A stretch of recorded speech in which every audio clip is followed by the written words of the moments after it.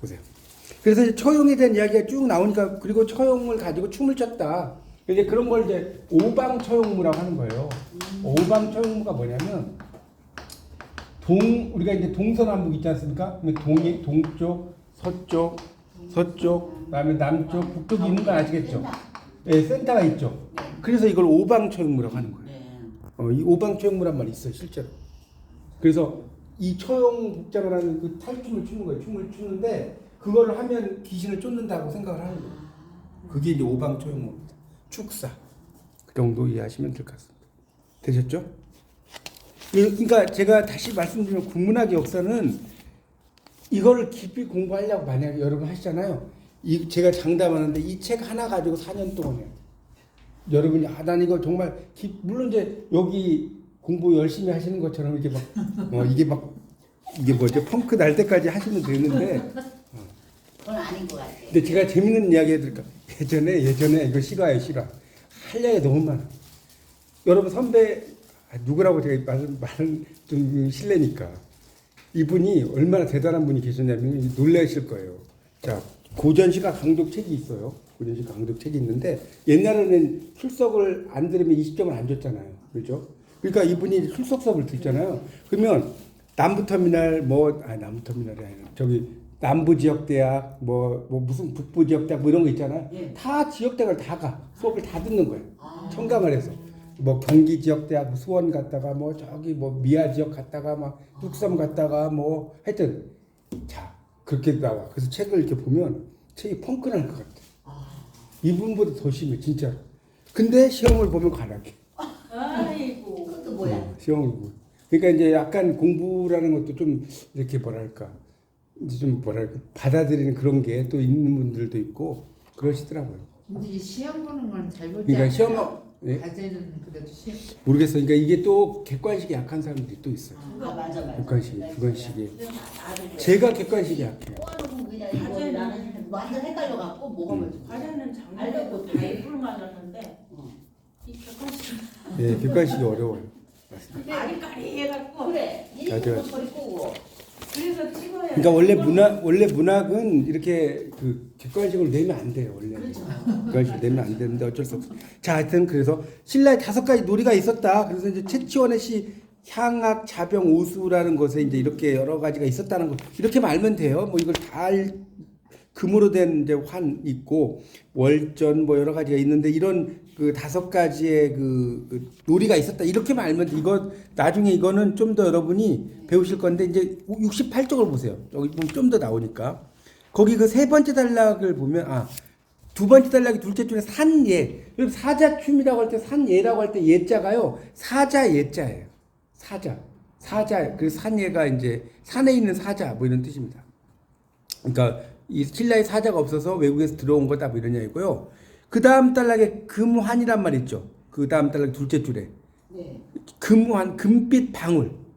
그래서 놀리는 노린이 고개인데 솜씨가 뛰어났다. 몸을 돌리고 팔을 휘둘러서 방울을 돌리자 달이 구르고 별이 뜬 듯했다. 이런 식으로 이야기를 하고 있잖아요. 그런 것들이 이제 금환에 대한 이야기가 쭉 나오고 있습니다. 그런 정도로 이해하시면 될 것 같고요. 남북국 시대로 넘어갈게요. 여기 빨리빨리 하여튼 오늘 진도를 나가겠습니다. 남북국 시대는 여러분 보세요. 자, 여러분이 이제 그 고등학교 때는 어떻게 공부를 하셨냐면 통일신라 하실 때 이렇게 보셨죠. 이게 국사 시간에. 근데 이제 이거는 중고등학교 때 공부고요. 실질적으로 이제 여러분 대학에서 공부할 때는 남북국 시대가 맞습니다.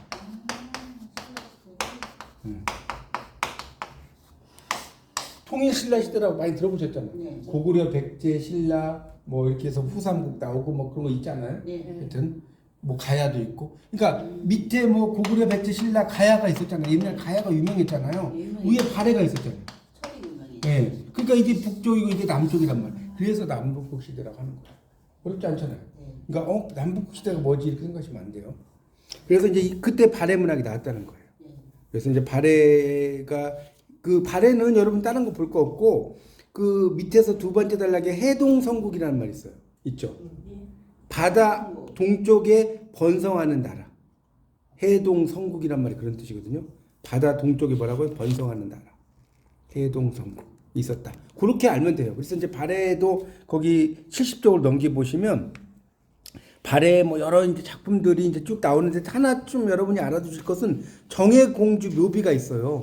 70쪽의 그 중간 정도에 가보면 발해 작품이 국내에 남은 것이 하나도 없다고 생각하고 있었는데 1949년에 비문이 발견되었고 정해공주 묘비인 것이다. 비를 보면 위에는 구름, 언저리에는 화초를 뭐 무늬로 새겼다. 뭐 이런 말 나오죠. 네. 정해공주 묘비가 그 발해 문학에서 하나 나왔다는 거. 요거 하나 알아두시면 좋을 것 같고요. 변여문은 제가 저번에 이야기 드렸죠. 변여문이 뭔지 기억나세요? 4글자하고 6글자로 이루어진 거. 그러니까 변여문이 뭐냐면 이거 제가 설명 안 했었나요? 그러니까 변이라는 게 말이 2마리가 이렇게 있는 거예요. 그만 이해가요? 했어요. 그리고 여기 마부가 2명 있단 말이에요. 네. 그러니까 말 2마리가 2쌍이면 4잖아, 4. 네. 이 얘까지 포함하면 마부까지 포함하면 6이잖아요. 예. 그러니까 4글자 이게 관계투대항비 뭐 그런 거 있지 않았어요? 네. 4글자, 6글자로 이루어진 것을 변여문이라고 하는 거예요. 그렇게 이해하면 됩니다. 그러니까 여러분 이제 문학을 하면 힘든 게 뭐냐면 용어가 어려워요, 맞죠? 여러분 이제 1학년 때는 용어 공부하려면 너무 힘들 거예요. 근데 1학년을 좀 지나시면 이제 재밌어져요. 변여문 하면 이제 제가 다시 말 안 해도 되잖아요. 네. 이제 이게 4글자, 6글자로 이루어진 글이구나. 그런 게 관계투대항비가 그런 대표적인 변여문의 형태다. 이런 것들도 있었다. 이런 얘기고요. 그래서 이제 발해 문학이라는 것이 이제 뭐 격식을 뭐 존중을 한 것들도 있었다. 뭐 이 정도 하고 넘어갈게요. 자, 신라 한문학. 신라 한문학에 이제 성수가 채치원이 나왔잖아요. 신라 하면 채치원을 뺄 수가 없고요. 설총을 여러분이 또 알아야 돼요. 설총. 거기 3번째 단락 보세요. 설총은 원효의 아들이다. 예. 원효가 알죠? 어머니가 공주였잖아요. 아버지가 육두품이에요. 그래서 육두품 신분을 물려받았다는 거예요. 그래서 그 원효가 불교에서 차지했던 것과 거의 같은 위치를 유학과 문장에서 차지했다. 설총이 이두를 만들잖아요. 네. 이두를 만들어요. 그런 이야기입니다. 원유가 스님인데 장가 가셔서 스님이어도 우리가 이제 좋은 질문하셨는데 우리가 이 불교에도 보면 천태종이 있고 조계종 있잖아요. 조계종은 결혼을 할 수가 없어. 근데 잘 아시네. 저기 대광사 혹시 가보신 분 계신가요? 여기 구미 쪽에 대광사 절이 있잖아요. 여기 불교 신자가 안 계시구나. 구미 저기 경상도 구미? 아니 아니요. 구미동 이 앞에 예. 거기가 천태종이잖아요. 거기가 조계종 천태종인데 거기 이제 가을 음악회 할 때 제가 몇 번 가봤거든요. 거기 스님이 있고 그 옆에 사모님 계세요. 맞아. 네, 진짜로. 천태종은 결혼을 그러니까 스님이라고 해서 무조건 결혼을 안 하는 게 아니에요. 맞아요. 그 종교에서. 네, 그것도 이제 종파가 있어서 달라요. 그렇게 하시면 돼요. 네. 하여튼 그래서 원효가 근데 이제 원효는 뭐 천태종 이건 아닌데 파괴를 한 거죠. 그렇죠. 결국 원효는 파괴를 그러니까 제가 질문의 답은 모든 뭐 스님이 결혼을 하지 않는 건 아니다. 그건 말씀드린 거고요. 파괴한 거죠. 하여튼 그래서 이제 있었다는 것이고요. 설종이 그래서 똑똑해. 원효가 똑똑하니 뭐 당연히 콩 심은데 콩 나고 팥 심은데 팥 나는 거예요. 이게 그렇죠. 그래서 이제 그런 뭐 써놓은 거고요. 구결. 교수님 애기들은 공부 다 잘해. 자, 그다음에 화항계 있잖아요. 화항계는 되게 우화적인 이야기. 꽃의 왕이 이 계자는 경계할 계자예요. 경계할 계자. 경계할 계자인데 그래서 이 화항계 풍왕서라고 할 때 여러분 풍자가 무슨 풍자인지 혹시 아세요? 바람풍자 아니네. 바람풍 아니죠. 바람풍 안 물어보죠. 바람이 말을 하니까. 풍은 뭐냐면 풍자할 풍자예요. 풍자할 때 이 풍자 써요. 말씀 원자가 붙어. 풍자. 왕을 풍자하는 이야기라는 뜻이. 그래서 다 그런 어떤 우화적인 이야기다 이렇게 이해하시면 되겠습니다. 그러니까 이게 이 책이 좀 딱딱해요. 여러분 공부해 보시면 알겠죠. 왜 딱딱하냐면 어떤 작품들이 막 이렇게 나와서 뭐 이렇게 공부를 해야 되는데 작품은 없고 그냥 막 이야기들만 너무 많이 나와가지고 생각해보세요. 이거 다 하려면 제가 4년 걸린다니까 이 책 한 권으로. 이렇게 말고 넘어갈게요. 자, 넘기세요. 그러니까 제가 지금 이렇게 쭉 가는 정도만 하셔도 별로 기말고사 볼 때 크게 어려움 없다니까요. 그냥 쭉 흐름 보시고 나중에 좀 기회가 되면 기출문제 이렇게 한번 보시면 좀 도움 되실 거예요. 하여튼 그래서 이제 쭉 뭐 나머지는 넘어가고 세 번째 단락 72쪽에 빈공과란 말 나오죠. 당나라에 가서 빈공과에 급제했다. 빈공과 안 나와요? 나와요. 빈공과가 뭐냐? 빈공과가 뭔 뜻? 외국인이 보는 그렇죠. 국가서 광고 외국인 종합시죠. 외국인이 보는 이거 똑똑하신데 똑똑하셔. 머리가 좋으신데 확실히 들으신 걸 바로 기억하시네. 외국인들만 보는 시험이 빈공과라고 그래요. 네. 빈공과. 그래서 거기에 급제해요. 그래서 글로 이름을 떨친 거죠. 최치원입니다. 근데 이제 최치원은 그 전에도 말씀드린 6등품이기 때문에 더 이상 올라가지를 못해요. 그래서 나중에 이제 가해산에 들어가서 그냥 은거하다 돌아가십니다. 뭐 그런 정도로 이해하면 돼. 최치원 여쪽 이런 것까지는 알 필요 없어요. 자, 그런 내용이라는 거고요. 그래서 이제 최치원이 뭐 여러 가지가 있는데 뭐 다른 거는 그냥 건너뛰고 하나 추야 우중을 좀 설명 좀 드릴게요. 73페이지의 마지막 단락을 볼게요. 73페이지. 자, 최치원이 똑똑하지만 6등품은 요즘으로 말하면요. 한 7급 공무원 정도밖에 안 돼. 내가 능력이 있으면 막 2급까지 올라가야 할 거 아니에요. 그죠. 똑똑한데 7급 공무원에서 끝나버려요. 네. 그럼 자기의 뜻을 펼칠 수 못 올라가. 옛날에는 6등품은 그 이상 이게 성골, 진골 뭐 이런 게 있었잖아요. 그런 게 있어가지고 얘네들은 아무리 똑똑해도 못 올라가. 정해져 있어. 예, 딱 정해져 있어. 인도처럼. 예, 그렇죠. 인도의 카스트 제도처럼. 네, 카스텔처럼. 그 카스트 제도 보면 그 언터처블도 있어. 언터처블이 뭔지 아세요? 불가촉 천민. 그러니까 이 사람들은 너무나 천하니까 접촉도 안 돼. 네. 그 불가촉 천민이라는 게 맞아. 있어. 접촉하면 안 돼. 쳐다봐도 안 되고. 맞아. 거기에 보면 추야 우중을 좀 설명드릴게요. 추야 우중. 저기 제일 밑에서 둘째 줄에 추야 우중이라는 시가 있잖아요. 추야 우중 좀 설명을 좀 드릴게요. 가을밤에. 최치원이 한 요즘 말로 하면 한 10살 정도에 당나라에 조기 유학을 가요. 혼자서. 네. 혼자서 유학을 가서 이제 공자할, 맹자할 이렇게 공부를 해. 그런데 가을밤이야. 지금 이제 뭐 초여름에 됐지만 가을밤인데 비가 와. 그게 추야 우중이에요. 이게 추야 우중만 이제 한자 쓸게요. 이게 다 쓰려면 여러분 그리시려면 힘드니까. 추야 우중. 가을밤에 비는 내리고. 자, 추풍유고음. 이건 좀 써주세요. 이건 뭐 꼭 시험을 떠나서 여러분 알아둬야 돼요. 세로 소지. 창의 삼경우. 얼마나 시를 잘 썼나 보세요. 등전 말리시. 제가 뭐 한문을 쓸 수는 있는데 시간이 너무 많이 가요. 자, 추풍유고음, 세로소지음, 창의 삼경우, 등전 말리시. 자, 이제 하나씩 볼게요. 추풍, 가을 바람에, 오지, 외로이, 음란이. 이 무슨 말이에요? 가을, 이 사람이 이제 얘가 10살쯤 돼가지고 막 공부하면 공자할, 맹자할 할 거 아니에요. 네. 가을 바람에 거기 앉아가지고 혼자 외롭게 읊는 거예요. 여기까지 이해가요? 네. 당나라에 혼자 갔어. 그러면 당나라에 얘가 혼자 가면 세로라는 건 세상이에요, 세상. 세상에 나를 알아주는 사람이 적어. 소지음이에요, 소지음. 지음이라는 건 뭔지 알죠? 자기 그 소리를 백아와 종자기 이야기 있잖아요. 백아가 검은 걸 연주하는데 종자기가 very good 뭐 이러는 거예요. excellent. 좋다. 근데 종자기가 죽어버려요. 그러니까 백아가 검은 것줄을 다 끊어버리죠. 아, 내 소리를 알아준 사람이 없으니까 연주하면 뭐하냐. 거기서 안 거 지음이거든요. 그러니까 세상에 나를 알아주는 사람이 소는 적다는 거거든요. 적구나. 여러분 생각해보세요. 10살짜리가 당나라에 가서 아직 급제도 안 했는데 알아주겠어요? 그렇죠. 생각해보세요. 그런데 그 시는 그런데 이 시를 썼냐고요? 아니, 그러니까 그 상황을 이제 10살짜리 그 10살짜리가 지금 시를 이렇게.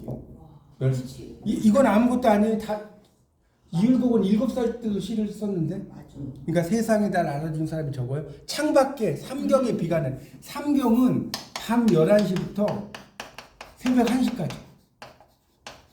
에 비가 내. 여러분 시를 쓰는 사람이 시를 제일 잘 쓸 수 있는 시가 여러분 이 중에 시 쓰시는 분 계신가? 시가 제일 잘 나오는 시간이 밤 11시부터 새벽 1시.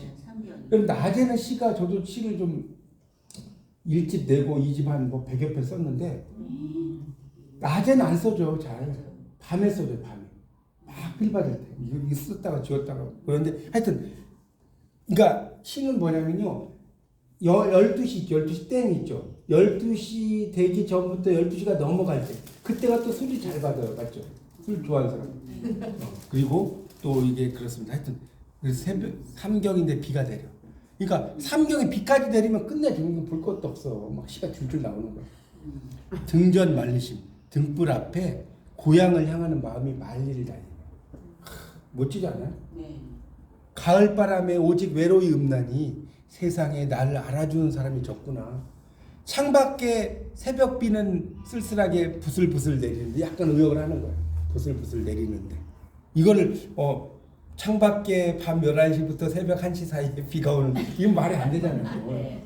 창밖에 새벽비가 부슬부슬 내리는데 등불 앞에 고향을 향하는 마음이 만리를 달리네. 너무 멋지지 않나요? 이 등불 앞에 그러니까 감정적 거리죠. 근데 그 이율곡은 그 지금 아까 10살잖아. 이율곡 7살 때 쓴 시. 7살 때 쓴 시가 뭐냐면 화석정이라는 시예요. 화석정. 제 이야기 했나요? 안 했어요? 화석정이 뭐냐면 이 정자예요. 자, 임정 한번 보세요. 들어보세요. 7살 때 더 잘 썼나? 임정 추임한 소객 의무. 이율곡 대단한 사람이에요. 뭐냐? 그냥 이거 뭐 그냥 듣기만 하세요. 숲풀 사이 정자에 가을이 이미 깊었으니 시인의 뜻은 끝이 없구나. 7살 때 썼고. 숲풀 사이 정자에 가을이 이미 깊으니까 시인이 막 글 쓰고 싶은 욕망이 끝이 없잖아요. 여러분 지금 60이 넘어도 이거 가을이 깊었다고 글 써줘요? 70도 넘어도. 그 다음 뭐라고 쓰지 아세요? 원수는 연천. 이거 한번 들어보세요. 얼마나 잘 썼나. 제가 이 한자로 써야 되는 시간이 원수 연천벽이요. 상풍 향이로. 기가 막혀요. 듣기만 쓸 필요 없어. 멀리 있는 물은 하늘을 닿아서 푸르고 멀리 있는 물이 하늘을 닿아서 푸르고 서리 맞은 단풍은 해를 향하여 불도다. 서리 맞은 단풍 알죠? 10월달에 네. 해를 향해 불대. 그 다음에 이제 더 기가 막힌 게 뭐냐? 산토 고인어리요 강한 말레피. 이 구절이 뿅 가요. 이게 뭔 소리냐면 산은 외로운 보름달 바퀴달이잖아요. 보름달 토해내고 산에서 보름달 나오잖아요. 이렇게 산에서 보름달 나온다 이게 아니라 산은 외로운 보름달을 산이 토해내니까 보름달 나왔다. 토해내고 강은 만리의 바람을 머금었도다. 기가 막히지 않아요? 토암산 여기서 나온 거예요. 토암산. 경주. 강은 만리의 바람을 머금었도다. 세웅 하처고 성간 모은 중이라. 여러분 어디 가서 이렇게 막 안 보고 이야기해야 한다니까요? 들어줄 사람도 없어요. 근데 그래요? 주변. 잘난 척이에요. 변방의 기러기는 어디로 가는가? 변방의 기러기가 어디로 가는가? 그 소리가 저무는 구름 사이로 사라지는 겁니다. 멋지지 않나요? 변방의 기러기가 날아가. 근데 그 소리가 점점. 그래서 이 성단 모은중 이런 말 때문에 이율곡이 또 일찍 죽었다. 운명과 관련이 있다. 뭐 이런 이야기한 사람도 있어요. 7살 때 지은 것 같아요. 한 70 넘어서. 70 넘어서 지금. 애늙은이네. 7살 때 줬죠. 그러니까 옛날 사람 최고의. 놀랍죠.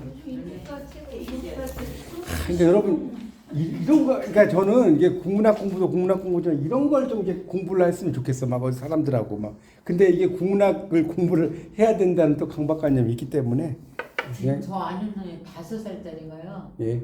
외국에 디즈니를 갔다 왔는데 그거에 대한 상상을 문장을 다 줬더라고요. 영어를? 영어로. 아, 그러니까 그 천재인 거죠. 그런 게. 그게 그런 천재죠. 그런 게 천재야. 네, 맞아. 영어로 음. 다 써가지고. 맞아. 5살. 그러니까 천재가 있어요. 뭐. 맞아. 맞아. 아, 저도. 자. 이제 고려 전기, 중세 전기문학 제2기 고려 전기를 볼게요. 하여튼 제가 이제 이렇게 강의를 조금 아마 오늘은 고려 전기까지 좀 끝내려고 하니까 오늘 94쪽까지 한다고 생각하시고 들으세요. 94쪽까지 해서 제가 5시 안에 끝내드릴 테니까 아시죠? 자, 중세 전기문학 제2기가 고려 전기잖아요. 이 고려 전기는 이제 가장 중요한 거 다른 건 볼 거 없고요. 문학 담당층의 변화. 여기다 써보세요. 문학 담당층의 변화 땡땡 문벌 기조. 문학 담당층의 변화 뭐라고요? 문벌 기조. 그거만 알면 돼. 고려 전기는 문벌 귀족이 짱이다. 문벌 귀족이 짱이다. 이게 고려 전기예요. 제 포인트만 빡빡 갈게요. 자, 그래서 이제 건국신화 재현. 이건 제가 이야기했죠. 나라가 만들어지면 건국신화가 생기고 신화가 있으면 그 다음에 전설과 민담이 있다라고 그랬고요. 그 다음에 이제 그래서 이제 건국신화인데 고려 전기는 한문학이 융성한 시기인 건 아시겠죠? 여기까지는. 고려 전기는 우리말에 없잖아요. 한문학이 아주 성행한 시기예요. 한문학. 고려 때는 특히 한문학이 성행했어요. 자, 그래서 이제 그 한문학들도 이제 많이 있었고 뭐 그런 이야기가 쭉 나와요. 그럼 밑에는 넘어가겠습니다. 자, 그런데 이제 여기서 좀 중요한 것이 뭐냐면 75쪽이에요. 75쪽을 볼게요.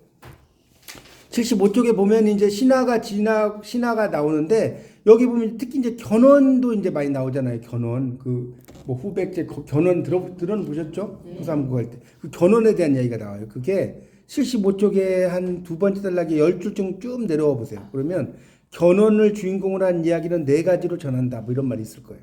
있죠? 우리말이니까. 그래서 견훤을 주인공으로 한 이야기가 있는데 자, 쭉 내려가서 볼게요. 가번에 보면 견훤이 뭐 지략이 많고 특출하다 뭐 이런 이야기 나와요. 맞죠?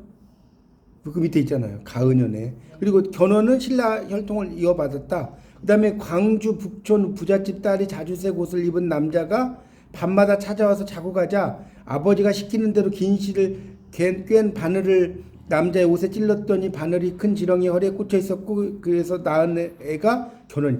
자, 이거를 우리가 무슨 설화라고 했죠? 제가 이거 전에 한번 했는데 예. 뭐라고 그랬죠? 기억 안 나요? 야래자설. 이거 처음인가요? 야래자가 뭐냐면 밤에 오는 아이. 밤에 오는 아이. 아, 밤에 오는 아이. 네, 그 야래자라고. 야래자. 여러분 이런 용어를 알아야 한다니까. 어디 가서 이제 그러니까 뭐 친구분들하고는 그렇지 않다고 하더라도 여러분이 어떤 학술적인 이야기를 할 수가 있어요. 어디 가서 좀 뭐 이렇게 이야기하거나 그럴 때 좀 이런 말 하면 예. 야래자. 아이 뭐 이런 말들을 해도 안 듣나요? 아, 밥 먹으러 가자. 밥 먹으러 가자. 이런 이야기만 하고. 그러니까 하여튼 밤에 그러니까 전설어가 많이 나오죠. 이게 야래자설이에요. 자, 그다음에 그래서 이제 견훤이 젖 먹일 때 아버지가 밭을 갈고 어머니가 밥을 나르느라고 나무 밑에 넣어놨더니 호랑이가 와서 젖을 먹였대요. 이것도 믿어질 수가 없는 거죠. 네. 그런 이야기들이 있다는 거. 그러니까 그만큼 좀 주인공이 고귀한 혈통, 그러니까 이 견훤이나 궁예의 주인공들은 약간 혈통이 고귀하다는 거예요. 그래서 견훤이 누구의 아들이냐? 제가 이야기했나요? 견훤이 누구의 아들이다? 지렁이 아들. 지렁이 아들.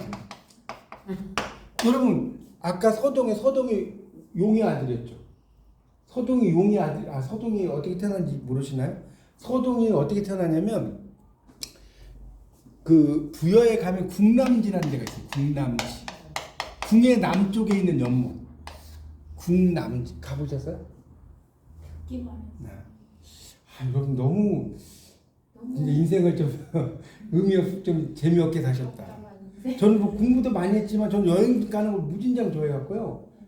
궁남지에 한 5번 간 것 같아요. 근데 그 궁남지에 가면 이제 서동의 엄마가 나오는데 포룡정이 있어요. 포룡정.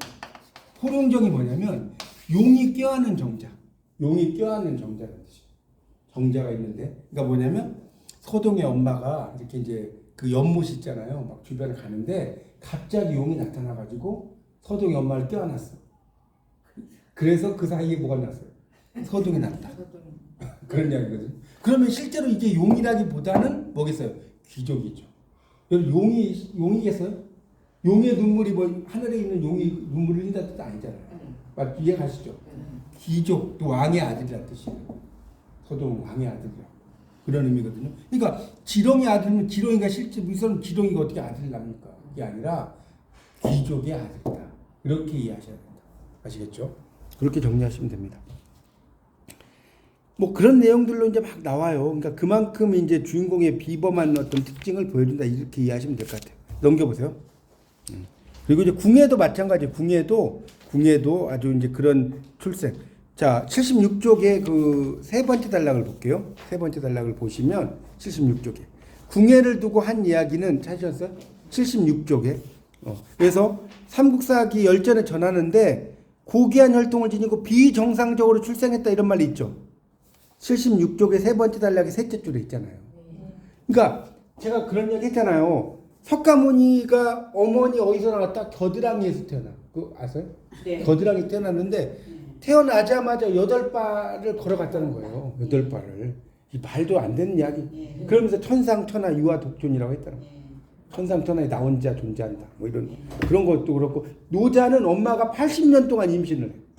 임신을 해서 80년 있다가 아이를 낳는데 머리가 완전히 하얀 거예요. 80년 동안 있었으니까. 뱃속살에 됐어. 예, 뱃속에 다 먹은 거죠. 그래서 뭐 오얏나무를 가리켰다. 뭐 그런다는 뭐 하여튼 여러 가지 썰이 있는데 그걸 믿어야 됩니까 그거를? 그만큼 고귀하다 이런 걸 강조했다 이렇게 이해하시면 돼요. 네. 뻥이 많이 치. 그렇죠. 뻥이 많죠, 당연히. 근데 신화나 이런 것들은 그런 게 나중에 이제 여러분 더 재밌는 건 제주도 이렇게 막 그 뭡니까 만든 신이 있어요.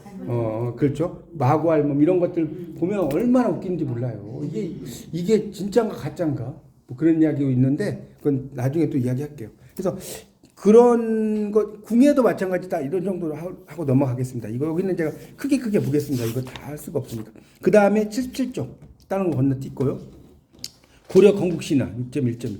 자 거기에선 중요한 것은 두 번째 단락인데 설화 전승은 고려 건국신화다 이런 말 있죠.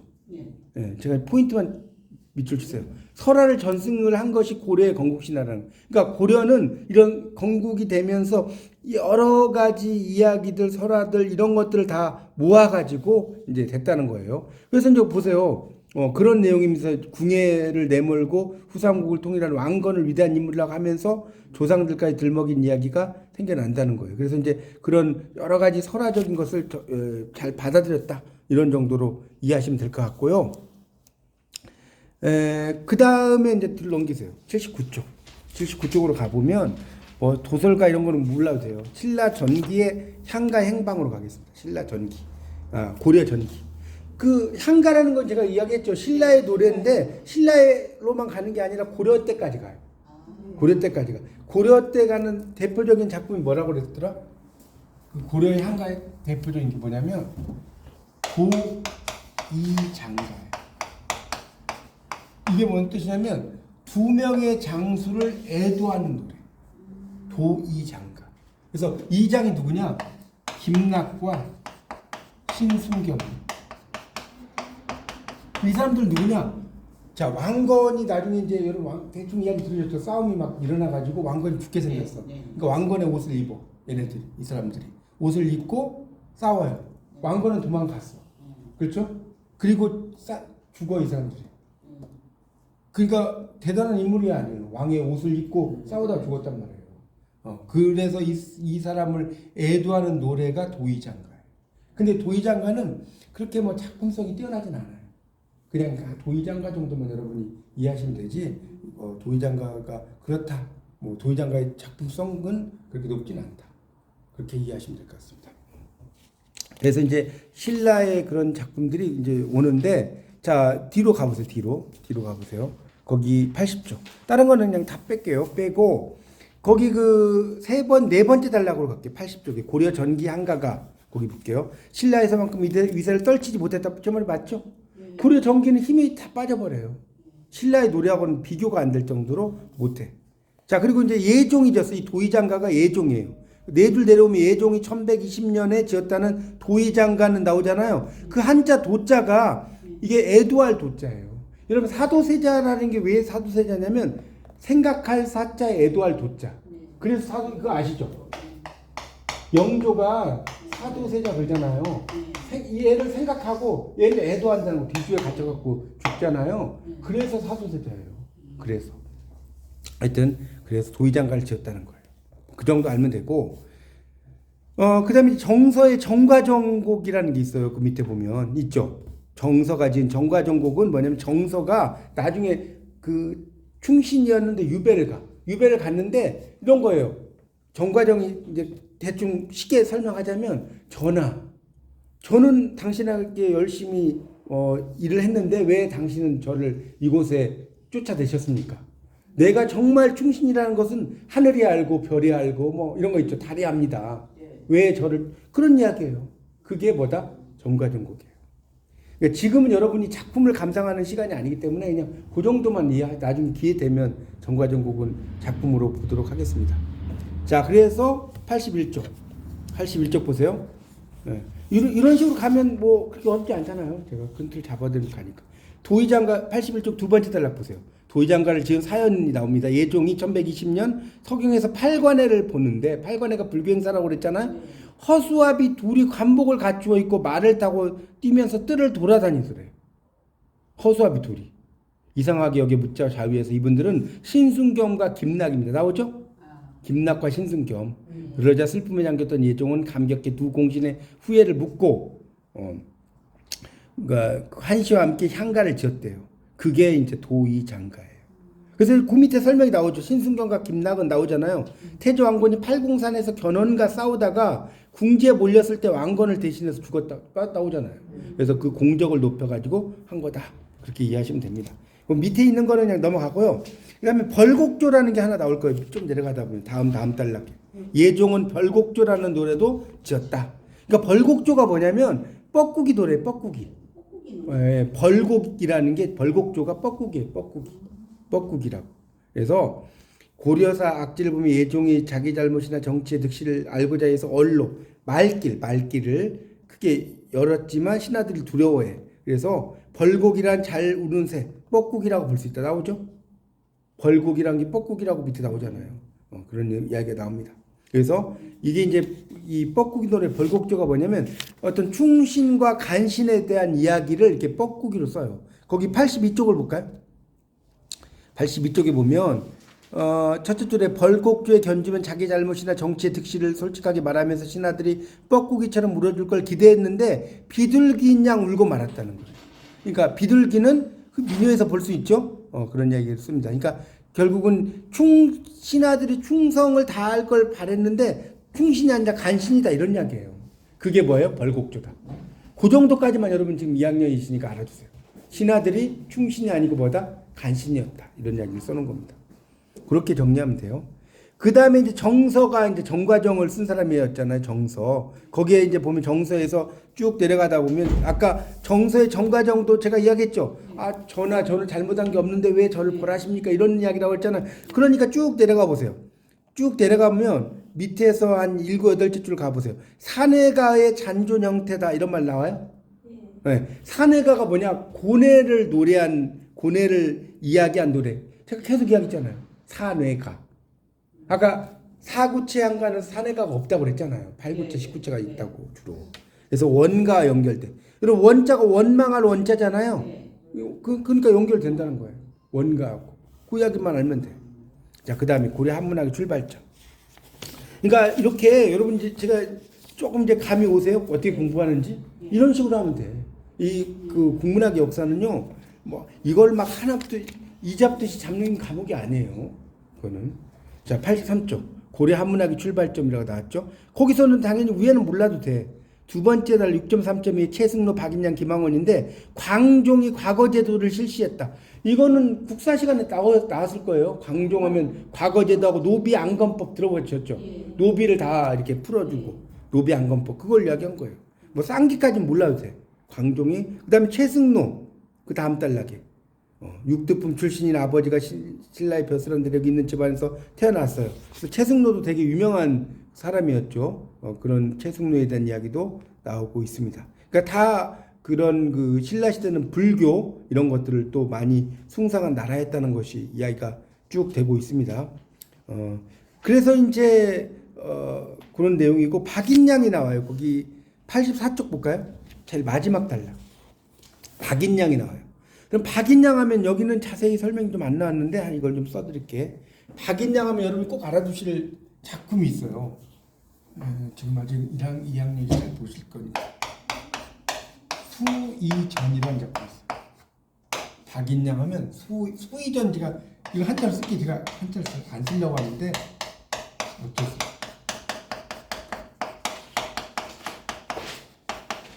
특수할 숫자 단을 이자 전할 전자. 수이전. 박인양 하면 수이전 꼭 알았어요. 그 수의전이 뭐냐? 기묘한 이야기들을 써놓은 게 수의전. 여기에 여러분 여기 이 수의전 속에 뭐가 들어가는 줄 아세요? 수의전 속에 바로 아까 지금 채치원 육두품 있었죠? 네. 채치원 이야기가 나와요. 아. 채치원전 이야기가 나와요. 이 수의전 속에. 그래서 근데 이제 여기서 채치원을 여러분이 알아두실 게 뭐냐면 실존하는 채치원하고 좀 다른 게 채치원이 막 귀신들하고 막 이야기하고 그런 이야기가 나와요. 그러니까 말도 안 되는 이야기잖아요. 예. 귀신과 막 사랑도 하고 이야기도 하고 막 이런 이야기가 이 수의전 속에 나온다. 그러니까 귀한 이야기지. 그래서 채치원이 수의전 속에 들어간다. 이 정도는 알아두셔야 됩니다. 박인양. 자, 그래서 오른쪽 보세요. 근데 이제 박인양의 시 중에 거기 보면 요 시는 이제 그 85쪽에 보시면 85쪽에 한 10줄쯤 내려와 보세요. 10줄쯤 내려오면 시 한 편이 나와요. 7원 율시 사송 나오죠? 사송과 사주 구산사. 이게 뭔 소리냐면 이건 좀 제목을 좀 설명드릴게요. 사자는 뭐냐면 사신갈 사자예요.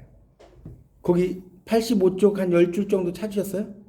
사송과 사주 구산사 있지 않나요? 85쪽에 또 한편은 7원 율시에 갖고 나오잖아요. 이걸 좀 설명드린다고요.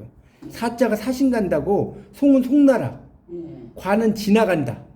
그 다음에 그다음 뭐예요? 그러니까 그렇죠. 그러니까 지나가는데 사주 구산사잖아요. 그러니까 구산사는 절이에요, 절. 구산사는 절이라고 생각하시면 되고 구산사에 있는 사주라는 곳을 지나간다. 사신으로 송나라에 가서 그래서 밑에 나왔죠. 송나라의 사신으로 가서 사주 구산사에 들러 읊었다고 했다. 이게 나오잖아요. 그게 이제 이 시가 있어요. 박인양의 또 유명한 시입니다.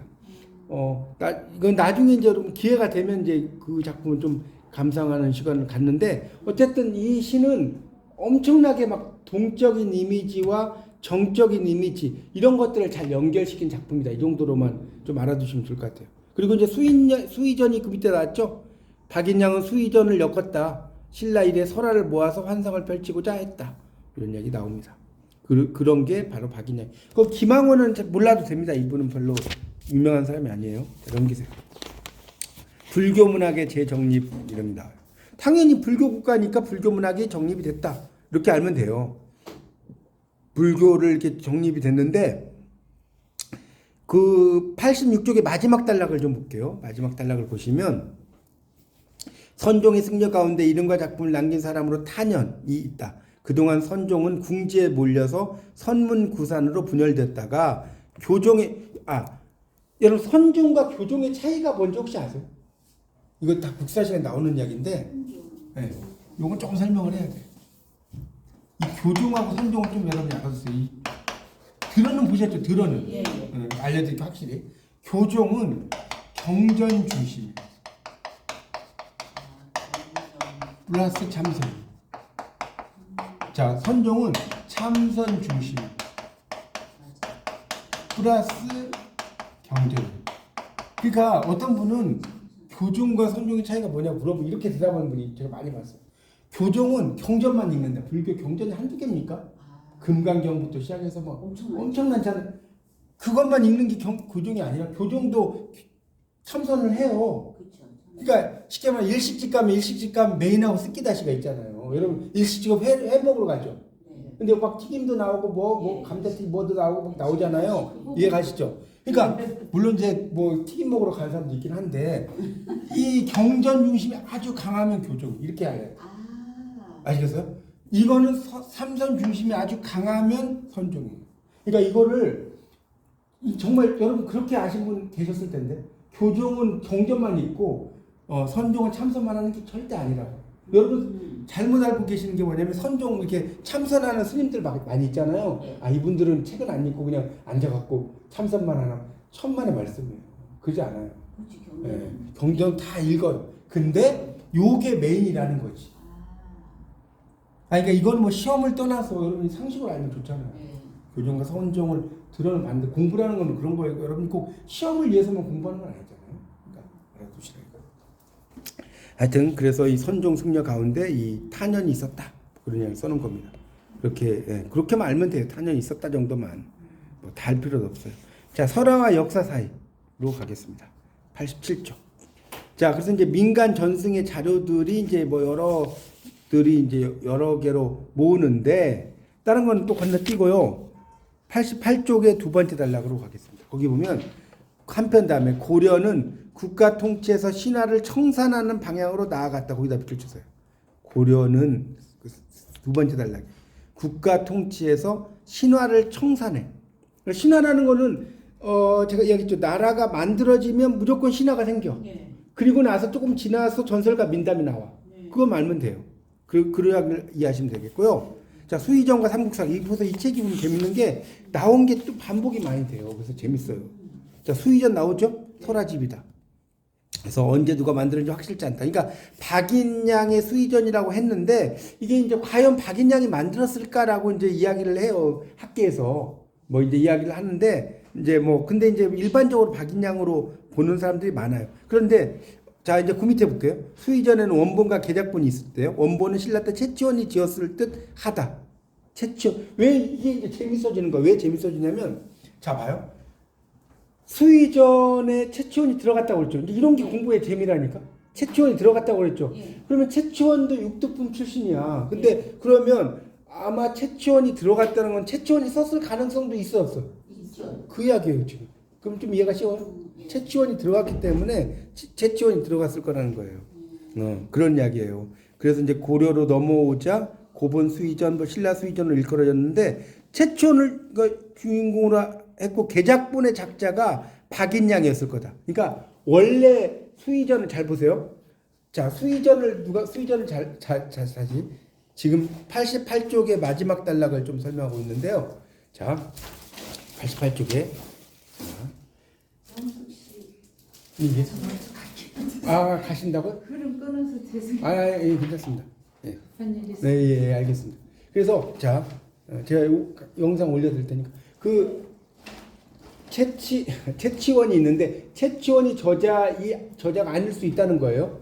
근데 이걸 따져보면 채치원이 그 속에 들어가 있으니까 저자였고 나중에 박인양이 그것을 좀 개작할 때 등장했을 거라는 것이 일반적 이론이에요. 그러니까 여러분이 이제 공부할 때 중고등학교 때는 박인양의 수의전 이렇게 공부를 해요. 근데 이제 좀 더 깊이 있게 들어가면 그래요. 그러니까 여러분이 이제 우리가 공부를 할 때 그런 것들을 좀 이제 알아두시면 좋겠습니다. 자, 그 다음에 그렇게 알고 넘어갈게요. 수의전은 89쪽입니다. 거기 그 세 번째 줄에 보면 여러 사람이 오랜 기간에 걸쳐 계속 보태고 다듬었다는 거예요. 이 수의전은 여러 사람이 다듬어서 이렇게 전해졌다. 그런 이야기를 쭉 써놨으니까 넘어갈게요. 자, 그 다음에 89쪽에 밑에서 두 번째 단락을 볼게요. 밑에서 두 번째 단락을 보십시오. 인종 때 김부식이 주동이 돼서 묘청의 서경 천도 운동을 무력으로 진압을 했어요. 서경은 여러분 개경하고 서경은 좀 아시죠? 서경이 어디죠? 평양이에요, 평양. 모르시나요? 개경하고 서경은 좀 알아두세요. 개경은 지금의 개성. 서경은 지금의 평양이에요. 옛날에 이렇게 표현을 이렇게. 이건 알아두셔야 돼요. 개경이 지금이 어디입니까? 근데 몰라요 이러면 안 돼요. 개경은 개성상인 이런 거 있잖아요. 네. 개성 지금도 있잖아요. 평양은 뭐 워낙 유명한 곳이고 서경과 개경이 있어요. 그래서 이 서경을 이야기하는 겁니다. 그러니까 서경 천도 운동을 묘청이 했는데 진압을 했다는 거예요. 삼국사기 이런 사람이다. 이거 다 아시는 이야기고. 자, 그래서 이제 삼국사기가 쭉 나오는데 하여튼 삼국사기는 이렇게 알면 돼. 여기 뭐 엄청 길게 써놨는데 그것만 알면 돼. 뭐냐면 삼국사기는 정사다. 정사가 뭔지 알겠죠? 정통적인 역사. 삼국유사는 뭐겠어요 그러면? 야사. 그렇게 이해하시면 돼요. 삼국사기에 빠진 걸 적은 게 삼국유사라고 했잖아요. 그러니까 삼국사기는 정사고 삼국유사는 야사다. 이렇게 이해하시면 됩니다. 근데 이제 하나 제가 좀 첨부하고 싶은 것은 그러면 김부식이 삼국사기를 지었다고 하는데 과연 김부식이 삼국사기를 혼자 다 지었냐? 그건 아니에요. 제가 그런 예를 들어드는지 모르겠는데 예전에 서한샘이라는 분이 있었어요. 밑줄 쫙 해가지고 아세요? 국어 되게 유명한 한샘 국어 공부 안 하셨어요, 여러분? 그 세대 아닌가? 하여튼 한샘 국어라는 게 있었다니까. 근데 있었는데 그 밑줄 쫙 하고 되게 유명한 분이에요. 돌아가셨어요. 있었죠. 좀 등치 좀 있으시고. 근데 그분이 한생국어로 엄청 유명하셨는데 그러면 과연 자 서한샘 박사님이 혼자서 한생국어를 다 썼을까요? 아니죠. 그냥 그 밑에 있는 그 새끼 제자들이 막 적고 그분은 거의 이제 감수하는 거예요. 이해 가시죠? 그러니까 그러니까 이런 게 공부라니까. 여러분 삼국사기를 김부식이 지었다 고등학교 때 배웠어. 김부식은 그냥 감수 정도만 한 거라니까. 그렇죠. 그 말이 알겠어? 근데 이름을 간 거예요. 이제 그런 것까지 여러분 생각을 하셔야 돼요. 자, 묘청의 난과 정지상이 나와요. 6.1에. 저 보세요. 나라를 뒤흔들던 이자겸이 난이 평정된 다음에 자, 개경파, 서경파 나왔네. 이제 아시겠죠? 개경파는 무슨 중심? 개성 중심. 서경파는 무슨 중심? 평양 중심. 이제 이렇게 알면 쉽잖아요. 선생님 예. 90페이지예요? 91페이지. 91페이지 6.6.1에 아, 묘청의 난과 정지상 있잖아요. 네. 거기 보고 있어. 그래서 이자겸이 난이 평정되고 나서 개경파와 서경파로 나눠졌는데 개경파는 김부식을 중심으로 했어요. 문벌 귀족이에요. 여기까지 이야기 가죠. 그러니까 묘청의 난을 무마시켜 버린 거고 서경파는 서경을 중심으로 해서 신진 세력이야.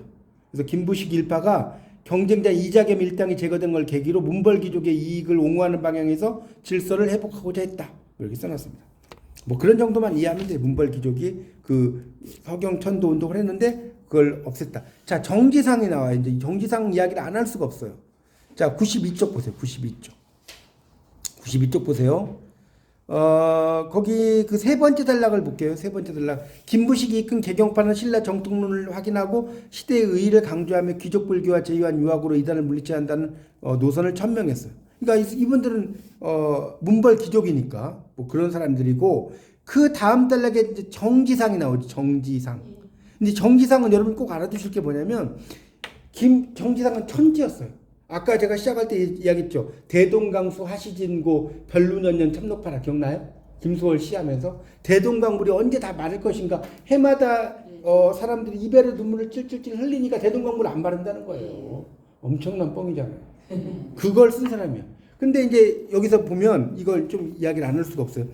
92쪽 마지막 단락을 좀 볼게요. 김부식과 정지상은 여러모로 대조되고 문학하는 역량을 두고 상당한 경쟁을 했는데 시와 같은 데서는 김부식이 정지상의 시를 시기해서 정지상을 죽였고 나오죠? 정지상의 귀신이 김부식에게 나타나 시를 가지고 시합을 걸 때 김부식을 당해내지 못하고 죽었다고 했다. 그러니까 결국은 같은 동문이었는데 요지는 그거예요. 같은 공부하는 동문이었는데 김부식은 열심히 해도 스승한테 칭찬을 별로 못 받았어요. 근데 정지상은 좀만 써도 야, 너 짱이야. 이런 칭찬을 받아. 근데 나중에 이제 전란이 일어나면서 자기 친구를 죽여버려요. 그게 김부식이 이제 정지상 그 이야기를 써놓은 겁니다. 너무 똑똑해도 이렇게 막 문제가 돼요. 그래요. 그런 거. 조광조 같은 경우도 조광조가 왜 어떻게 죽은지 아세요? 조광조가 너무 똑똑했잖아요. 그건 알죠. 예. 조광조 똑똑하니까 이 이제 간신들이 어떻게 하냐면요. 이거 아시니 모르겠는데 이걸 좀 설명드릴게요. 이게 이 나뭇잎에다가 이 붓으로 주초위양이라는 말 써요. 주초위양을 딱 써놓고 이렇게 꿀을 발라놔. 예. 꿀을 발라놔. 그러면 여기 뭔 벌레들이 이걸 막 먹겠어요? 안 먹겠어요? 꿀만 먹죠. 꿀만 먹죠. 그래서 전하 글씨가 써서. 보십시오. 주초위양이라고 써졌습니다. 이게 뭐냐? 주를 합하면 조가 되죠. 아. 조광조가 왕이 된다는 뜻이에요. 예. 그것도 왕은 또 순진해. 저놈을 이해가십니까? 예. 그런 게 막 허다하다니까. 맞아요. 어리석어. 조위양. 하여튼 뭐 이야기하려면 끝도 없는데 이게 너무 시대를 앞서가도 이 문제가 돼요. 맞아요. 자, 하여튼 그래서 김부식이 시대에 이제 송인 나오잖아. 송인 아까 설명한 93쪽의 세 번째 단락 보세요. 제목은 그저 송인이라고 했다 나오죠. 송인이 뭐냐면 송나라 사람이라는 뜻이 아니라 보낼 송자잖아요. 사람을 보낸다는 뜻이에요. 그래서 이건 아까 했으니까 넘어갈게요. 김부식의 시대. 그래서 이제 김부식의 시대가 중요한 문벌 귀족의 삼국사기를 만든 시대가 김부식이다. 자, 그 마지막 단락을 볼까요? 93쪽에 김부식은 형제들 중에 우뚝했다. 그래서 이제 뭐 그런 사람이고 넘겨보세요. 그리고 뭐 이제 김부식은 근데 이제 보세요. 이제 김부식에 대해서 좀 뭐라고 썼는지 한번 볼까요? 세 번째 단락을 볼게요. 94쪽의 세 번째 단락. 뭐라고 나와요? 김부식은 상상력이 풍부하지 않았다. 자, 제 말이 맞죠? 뛰어났다는 거야? 그러니까 안 뛰어났다는 걸 이렇게 좀 이렇게 돌려서 쓴 거예요. 그렇지 않나요? 뛰어나면 상상력이 풍부해야지. 그렇죠? 기발한 표현을 할 능력이 여기 뭐라고 써놨어요? 있었던지 의심스럽기도 하다. 제 말이 좀 뭐 없는 말을 안 만들어요. 여기서 이게 써놨잖아요. 기발한 표현. 그러니까 기발한 착상이 있어야 돼. 여러분 그 존단이라고 하는 그 형이 상학파 시인이 있어요. 이 존단이라는 시에 이거 잠깐 설명드릴게요. 존단이라는 시인이 형이 상학파 시인인데 벼룩이라는 시를 써요. 얼마나 기발한 거예요. 벼룩이라는 시가 어떤 내용이냐면 이거예요. 우리 결혼합시다. 이렇게 하면 좀 설득력이 없잖아요. 어떻게 하냐? 자, 벼룩이 당신의 피도 빨아먹었다. 벼룩이 내 피도 빨아먹었다. 그러니까 우리는 한 몸이 되었다. 그러니 결혼합시다. 어이가 없지만 기발해 안 기발해? 있다니까 진짜. 예, 존단이라는 저는 영문학 공부했으니까 시인의 벼룩이라는 시가 있다.